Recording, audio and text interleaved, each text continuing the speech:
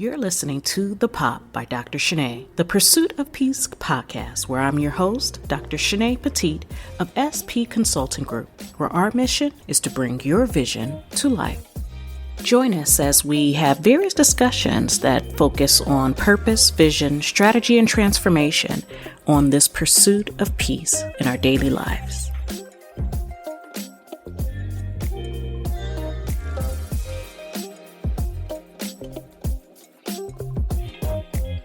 Hey, welcome back to The Pop, the Pursuit of Peace podcast, where we are always trying to make it all make sense, right? So we are back. Today we are going to be talking about how everybody at some point becomes the bad guy. That's just the beginning, middle, and the end. That's it, that's all. Okay? Some of you don't get what I'm talking about when I say that, but I wanted to purposely go into like the next step of dealing with crucial conversations, dealing with when you're in that space of confrontation. You know, not everybody likes that. A lot of people like to avoid conflict at all costs. And even those that, as you know, are well-known folks that love being the antagonist, you know, they are going to play the devil's advocate. And we want them in our space so that we can make sure we, dot every I and cross every T. But still, there's a discomfort. There's a level of avoidance, if I could say it that way, when it comes down to facing difficult confrontations, avoiding confrontations, even maybe believing that there's a confrontation, even if it's not, if I could say it that way. But everybody wants to be a good guy, right? That's something we need to face. No one likes to be considered the bad guy, right? So when we are talking about the opposite of being the bad guy, we're not saying that you're passive, that you're a pushover. We're not saying that you have been silenced, if we can put it that way. In fact, if we are, if we're facing truly the challenges that come up for us, if we are dealing with head-on team, family, partnership disagreements and discord, and really getting into a place where we are building and regularly attending to the necessity of transformation and growth via confrontation, via differences, via disagreements, whatever words you want to put on it. I wanted to take a second and really look at, what are the ins and outs of tracking when there is a crucial conversation that needs to happen. And maybe it's even coming off from a crucial confrontation that you had. I like to follow Vital Smart. I know that I'm pretty sure everyone that has heard of crucial confrontations, excuse me, crucial confrontations, have heard of Vital Smart. And what we want to do is look at how do we get to a point where you get your needs met and not consider yourself the bad guy. I have more than once delayed a conversation, avoided a conversation even, like I wasn't always eloquent. Just saying. I wasn't always eloquent. I didn't always want to deal with things. I'd rather just be in my own space and that's just it, right? Just leave it alone. But we end up all in this situation where we get stuck and we end up not achieving or obtaining the things that we need to achieve in life, personally, professionally. And that can create a challenge in our pursuit of peace. It can disrupt our peace. It can add on stress when we really can face it. We can tackle it head on. Whether it's relationships, failed relationships, trying to build good relationships, dysfunctions in teams. You are having an issue of a lot of waste, product waste, cost, like money waste, in a situation where the quality of your life, the quality of the work that you do begins to decline. But looking at even how that goes into safety, how that can impact this space of safety, this circle of safety, protection, self-preservation. Like when we really look at how do we go about it, speak it in a way that we are articulating what it is that we mean to say, say what we mean what we say. We also want to consider speaking from the heart. I always tell people that it's easy for confrontation to occur because of a miscommunication. Someone heard something or felt that you were coming from a place of attack, of harm, things like that. And the best thing that you can do to prevent that is to operate from a place of your heart. Speak eloquently, whatever that means to you, but be clear. Be clear in stating what it is that you need, what it is that you desire from the situation. Because sometimes it's just like when it's all said and done, you're really not trying to have any issues, right? I mean, we are in 2021, and literally this is just Groundhog Day of 2020 to me. That's what it feels like. I don't know about you. So that's why I'm continuously on this pursuit of peace, because when it's all said and done, I can't be sitting up here just floating, sailing the waters, the sea, and not have any preparation for what's to come, not have any preparation for how to move past difficulties and challenges. And this is what it's about, being able to communicate what your challenges are, moving past into a place where when it's all said and done, you get needs met. I mean, like as a kid, what were things that you did to communicate your needs? Say you didn't even have all the words. Some of you may say, oh, well, I don't know really what to say. I don't really know how to go about it. Like, how do I even start the conversation? A lot of times I tell my clients, when it's all said and done, if you don't know what to say, but you need to say it, give that disclaimer. Let me give you an example. I don't really even know how to say this, but bear with me. I'm about to try to share with you something that, has been on my mind. I bet just by saying that, ears perked up. Everyone genuinely, I believe, genuinely want to help, want to be of support, want to understand people that they're in communication with. Like I said, no one likes conflict, disagreement, discord. No one likes that. It's uncomfortable. It builds a lot of tension, stress, overwhelm, like feeling as if you're not being who you are, you're walking on eggshells, whatever and however you want to describe it. When it's all said and done, something that I consider is just the basics. Let's go back to the basics. How did you get your needs met as a child? And so something I would encourage you all to do, and this is something that is, really pushed, like I said, in that realm of Vital Smart trainings and things like that. And one of the things that they ask you to do is, first off, like I said, answer that question. What did you do? How did you go about getting your way when you were a child? Was it throwing a tantrum? Was it throwing a fit? If you didn't have the words, what did you do as a child? You got somebody's attention, right? So the problem is with that, as an adult, like I said, you may not have all the right words, but getting back to the basics of how did you communicate as a child? One, that's just to understand what your baseline is. What's your baseline understanding of how to deal with getting your needs met? How do you deal with addressing some of these concerns that come up? But know this, that the pain point or the problem or the challenge is that we're all stuck in a place where we're either inactive, like there's no movement.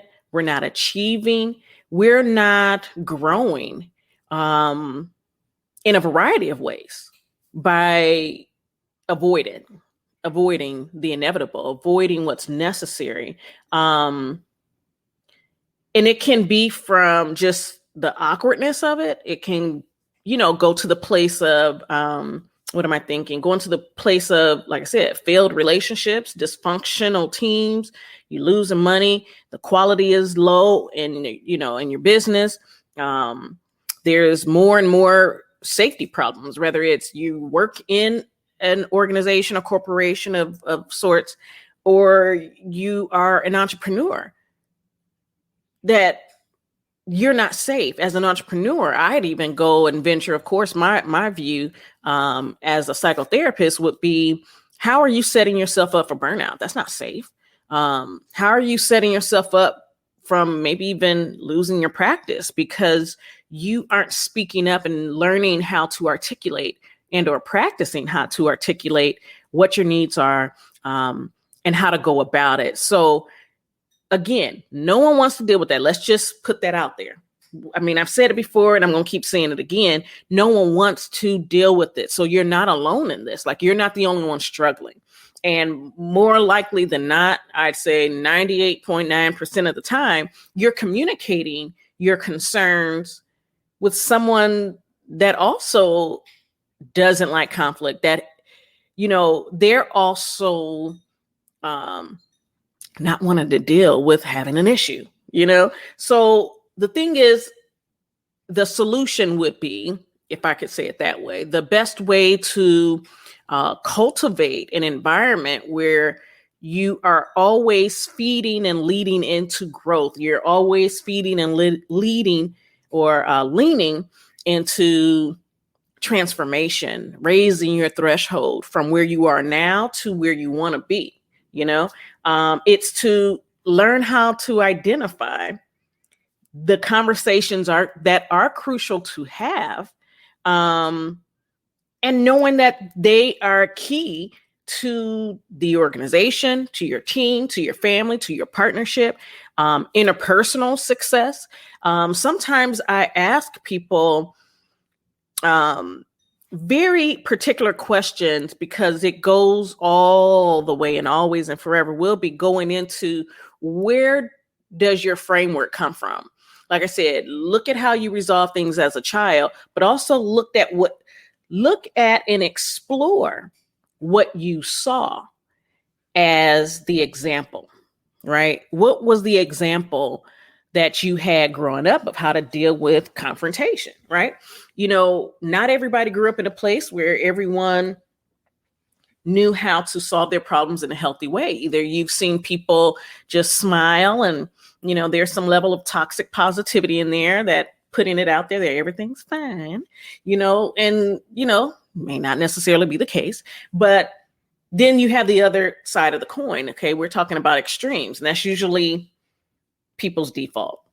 You go into one or the other extreme unless you have practiced and perfected and have consistently practiced knowing all sides of the story, all perspectives. But, the other side may have been, full-blown fight, full-blown adult temper tantrum, so to speak. There's ultimately what I'm getting at is there's so many things that fuels your ability to lean into growth that comes from handling confrontation, that goes from understanding that it's not about being a good guy or a bad guy. Like that's not even the framework that we're working with here. It's just, how can you communicate? We talk about healthy communication, but quite often we hear about healthy communication in the framework of relationships, partnerships. But what about in life, getting your needs met in life? The pursuit of peace, for those of you who have been, following this podcast for, since its inception, you may have realized that it's always about the pursuit of peace brought to you by work-life balance. You know what I mean? Like, when it's all said and done, That's the aim. It's not just about, oh, this makes sense for this situation, but not that.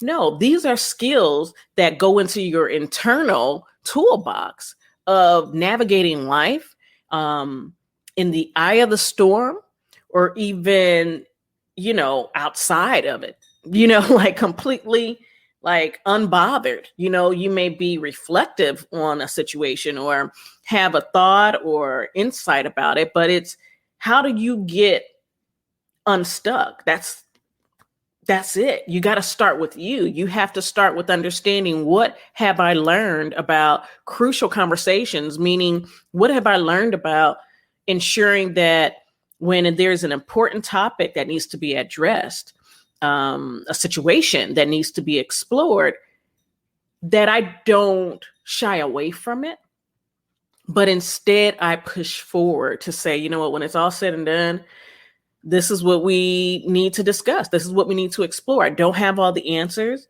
You either do or you don't have a possible solution. But the whole point is, don't get yourself in a place of fear of what could or could not happen, fear of, how it can turn out as it pertains to what you've seen and witnessed growing up as a child, what you have seen and witnessed growing up initially, say, fresh out of college, fresh out of whatever certification program that led you to this other side of, now it's time to put in the work.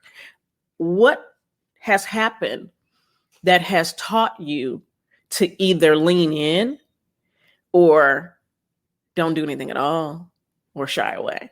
There's always that level of, are you going to, lean in, you're going to freeze, or you're going to back away? Very similar to what we think of when we consider the fear response, the stress response. It's a fight, flight, or freeze as the primary three. And it's the same thing when it comes down to everyday conversations, everyday confrontations, and the crucial conversations that need to happen either way in order to resolve, whether it's day-to-day issues, manage and work through broken promises, altered perspectives of what is expected of one another, again, personally and professionally, and even addressing poor behavior. A lot of times we get hung up because our emotions are involved. We're upset at the situation on a personal level, and being upset at a situation on a personal level can get you easily into a place where you're like, you know what? They're completely out of line. They disrespected me. And then what I'd ask at that point is, why are you taking this so personally? As opposed to seeing it for what it is, which is someone that is violating an expectation, so to speak, whether it's the expectation of respect, the expectation of kosher behavior, someone that has some sort of couth about them, or, maybe you were stuck in this place of believing that, common sense is common sense when it's not. It's not.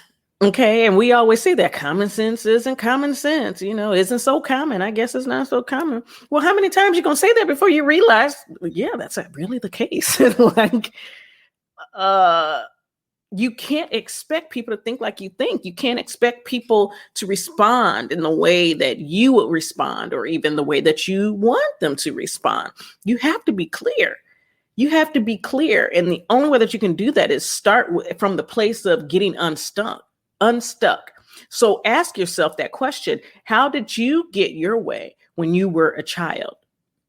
And like I said, then take it to the next step and say, how did I see other people get their way as a child? There's other things that need to happen to lead up to that point of, like I said, cultivating a full-blown environment that is, fueled with transformation, that's fueled with growth, that's fueled with, self-awareness, emotional intelligence, the ability to even master your interactions with people, interpersonally. How do you do that? Get unstuck from a place of what you used to see, get unstuck. And then the next thing that you'd want to do is, when it's all said and done, what happened? Figure out what happened. Like, if you were to look at the situation and say from this other person's point of view, and this again is going into that space of emotional intelligence, of being able to say, okay, so now that I know where I'm starting, now that I know what triggers me, I'm now going to go to a place where I'm like, okay, but what about the other person? Where could they be coming from in their perspective? What are their thoughts about the situation? Are they also upset? Are they also worked up? And what are some of the different issues that you, the other person, the whole team, are facing? What are the issues that make it so crucial, that makes it so important to address? There may be strong emotions, there may be high stakes involved. Like I said, there may be issues where there's, I'm thinking of money lost, customer lost, low customer service ratings. And then even, like I said, that point of opposing opinions, not everybody's going to be on the same page. So get to that point where you consider, what is it that makes it crucial? Why is it so big to me? Why is it so big to them? Let's really have this conversation here, because when it's all said and done, you can't confront something that you're not clear on. If I could say it that way, you can't, just like you can't address a problem without knowing what's really the problem, So how do we typically respond? We want to know that. How do we typically respond? How is it that we get to the place where we know of what happened before? We start to project how we can master the narrative. What really is going on? How can we change it in our head from what we were triggered? Okay, some of you triggered, and some come up that don't have anything to do with the current situation. Just saying. But how do you do that? How do you, again, lean in with heart? Meaning, how do you get to the place where you're not trying to hurt anybody's feelings? You're not trying to prove a point that someone was out of line or whatever. Like, that's not what you're trying to do. You're getting into a place where it's, let's look at how as a leader, how as a people leader, even if the leadership role isn't, by discipline or title, things like that. But what are you going to focus on? And how can you focus on it by looking within to make it safe? If you are already a whole mess, meaning, and this is just as an example, you're a whole mess in that you don't let people speak up. There's always some negative connotation that you give off, whether it's verbally and non-verbally, that make people not feel safe talking to you. Then you got to spend some time building that up. Right. And there's so much more. There's so much more. But I just wanted to share, like, even just where to start. Like, you can always reach out to me. I'm always here to, answer any questions. Look, when it's all said and done, if you're following, well, let me just say this. If you're following, please make sure you follow this podcast, y'all. If you don't feel that it is a value add to you, tell me what I could, what topics I can bring up. I'll help you out. I'll look it up if I don't already know it. I'm just saying. But share with people. You know how they say, click like, click share.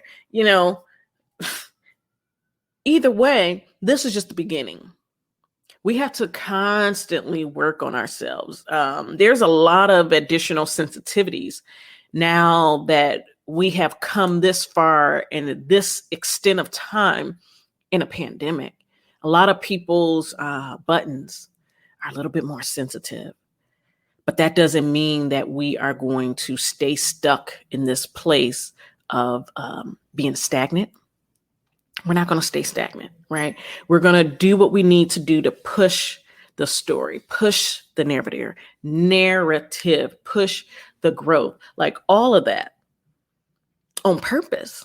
Otherwise, we're going to end up really in a bad place, before we know it, before we realize it. So let's keep the conversation going. If you want to really delve into it on a personal note, send me a message, y'all. Like, you can always reach me at the SPC group on whether it's Instagram, Facebook, what else? Instagram, Facebook, LinkedIn, the SPC group, THESPCG group.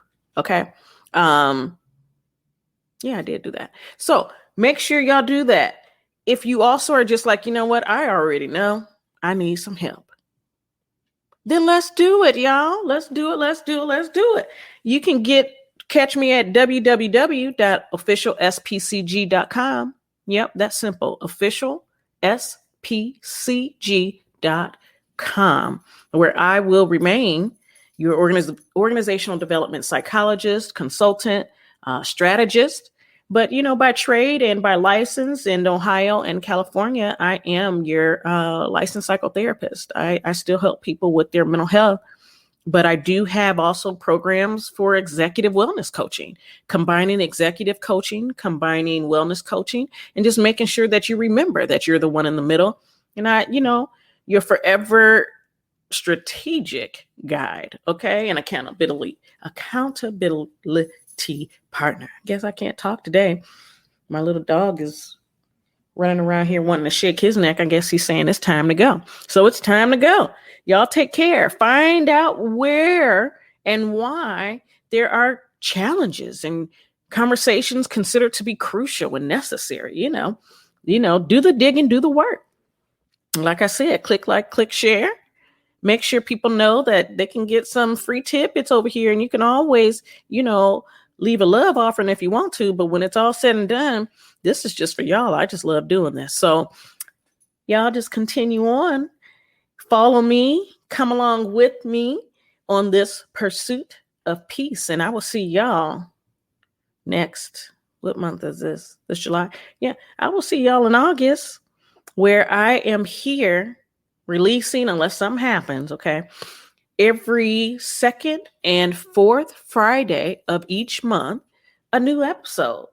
Usually we have it where it's published at least, stuff happens, but at least by 2 p.m. Pacific Standard Time, which is 5 p.m. Eastern Standard Time, 4 p.m. Central Time, Either way, it's 2 p.m. Pacific Standard Time. You can definitely Google the conversion. All right. Well, I love y'all as always, from my heart to you. Y'all be safe. Take care. And I'll see y'all later. Feel free to check me out. Like I said, Instagram, the SPC group, Facebook, the SPC group, and all this other stuff. Yeah, he definitely said it's time to go. So we're going to go. Y'all take care. Talk to y'all later.